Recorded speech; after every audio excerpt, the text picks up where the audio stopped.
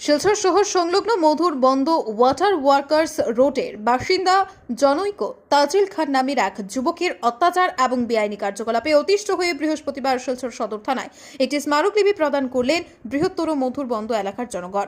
তারা তাজিল খানের বিরুদ্ধে অতি সত্বর বিহিত ব্যবস্থা গ্রহণের আবেদন জানিয়ে প্রশাসনের দৃষ্টি আকর্ষণ করেন। সুধীর দর্শক, খবরটি দেখার আগে আপনারা আমাদের আজকের বরাক ইউটিউব সাবস্ক্রাইব এবং ফেসবুকে ফলো করতে ভুলবেন না। কিন্তু আমরা মধুরবন এলাকার ওয়াটার ওয়ার্কস রুট সংলগ্ন এই এলাকা থেকে আমরা আইসি স্থানীয় সব জনগণ একান্ত আইয়া আমরা শিলচর সদর থানায় আসছি।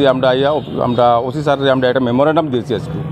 তাজেল খান নামে একটা ছেলে দীর্ঘদিন থাকিয়া মানুষের উপর অত্যাচার করা, স্থানীয় লোকের সঙ্গে তো অত্যাচার আছেও, তার এইসব আছে কি স্বভাব আছে।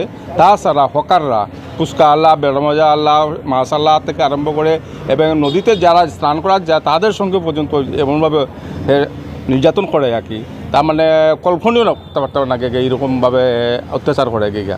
তারপরে তার বাড়িতে আমরা বিচার অনেকবার কয়েক বছর থেকে প্রায় 5-7 বছর আগে থেকে তার বিচার দেওয়ার পরে কিন্তু সেখানে কোনো সুরা হয় না।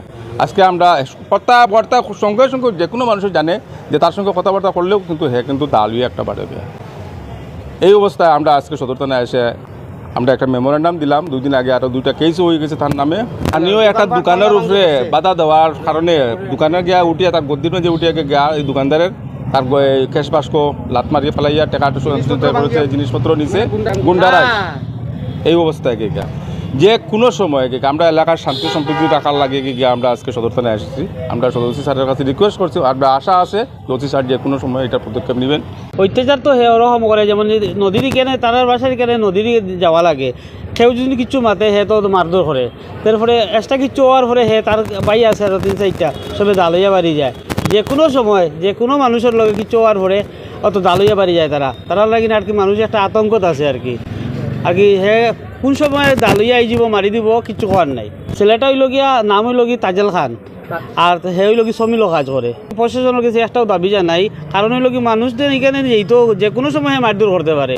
আমরা প্রশাসনের কাছে একটাও দাবি করি দেন তারাই জেলা এরকম হে কোনোদিন করে না, বা প্রশাসনের বাকি অ্যারেস্ট করা হইতো, বা প্রশাসনের যত কাজ আছে ওটা করা হইতো। আমরা তো হইলাম কি এখানোর স্থায়ী বাসিন্দা, আমরা যখন অতখান প্রবলেম হইতে বাইরে যারা আছে এখানে বাইরের মানুষও আছে, তারা হে রোজ নির্যাতন করে।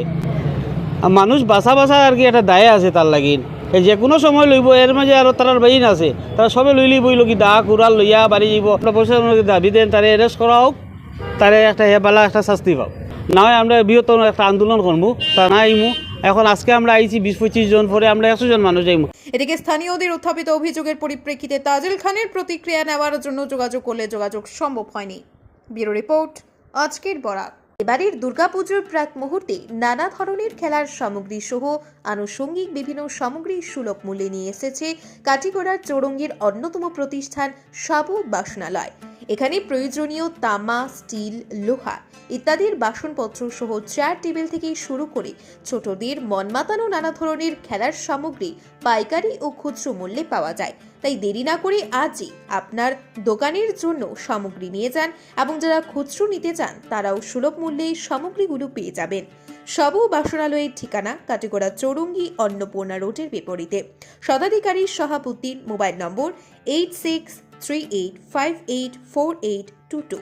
প্রয়োজনে দোকানের ম্যানেজার মঞ্জুরুল বাবুর সাথেও যোগাযোগ করতে পারবেন। মোবাইল নম্বর 7896679183। ধন্যবাদ।